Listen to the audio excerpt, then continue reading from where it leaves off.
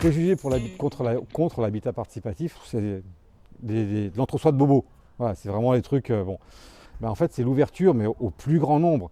Et ça, le boulot que fait HPF là-dessus est absolument extraordinaire.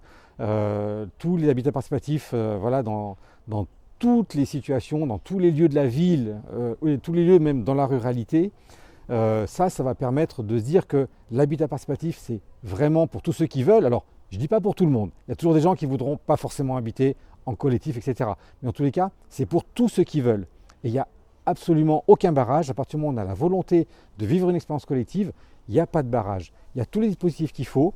L'habitat participatif se fait de plus en plus dans plein de lieux différents, que ce soit en quartier prioritaire ou ailleurs, et même dans la ruralité, en campagne, sur de la rénovation, sur du neuf, vraiment partout.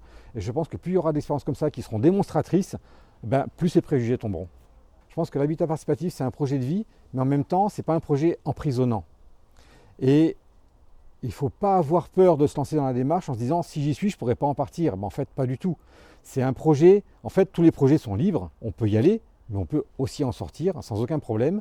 Et tout le temps qu'on aura vécu ensemble, ce sera déjà un super temps. Et ce sera au moins une belle expérience. Juste ce temps-là, ce sera au moins ce temps-là qui aura été une belle expérience. Et après, si ça ne marche pas, si on s'entend moins bien, eh ben on repart chacun de son côté, mais on aura au moins vécu cette expérience qui, vraiment, de mon point de vue, est une vraie expérience transformatrice. Ça, c'est sûr et certain. Irrémédiable, ça, je ne sais pas, irrévocable, mais dans tous les cas, c'est au moins transformateur. Ça, c'est sûr et certain.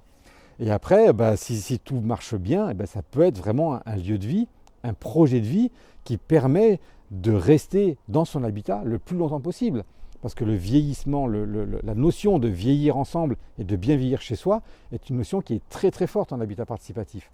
Donc voilà, donc c'est quelque chose, il ne faut pas le voir comme chose d'enfermant, ce n'est pas quelque chose d'inéluctable, mais n'empêche que l'expérience qu'on vit donne envie de...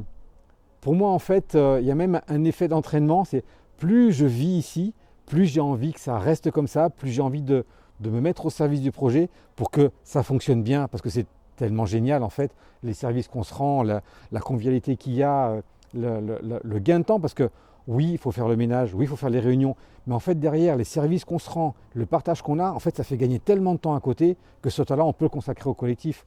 Donc je pense que cette expérience-là, elle est fantastique, et quand on se met au service d'un projet comme ça, en fait, on fait tout pour que ça réussisse. Et ça, c'est vachement bien. Alors pour entrer dans un projet, en fait, il y a différentes portes, mais je pense qu'une des premières portes, c'est de regarder avec les associations locales, les structures locales qui font du plaidoyer ou qui portent les projets, c'est aller se renseigner, soit en les rencontrant, soit en regardant leur site internet. Et souvent, ces structures-là, en fait, font des soirées d'infos ou des journées d'information, etc.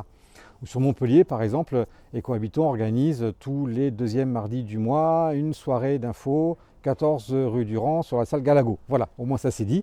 Donc ça permet de rencontrer des personnes déjà impliquées, ça permet de faire un premier pas pour faire connaissance dans les réseaux. Après, il y a les structures d'accompagnement qui aussi proposent des choses. Après, il y a, pourquoi pas, certaines collectivités qui initient des projets. Et donc là, aller se renseigner auprès des collectivités, ça peut être aussi intéressant. Il y a les grosses fédérations, les têtes de réseau, comme Habitat Participatif France, qui là a une cartographie de tous les lieux qui sont en cours ou qui sont habités. Et donc là, des lieux habités peuvent rechercher du monde si un foyer s'en va. Des lieux en cours de création peuvent rechercher des nouveaux voisins pour habiter ensemble et participer à l'aventure. Voilà, donc il y a ces multiples portes d'entrée qui sont comme ça et qui permettent de pouvoir faire connaissance avec ce nouvel univers et pouvoir voir quelles sont les dynamiques localement là où vous voulez poser vos valises en fait.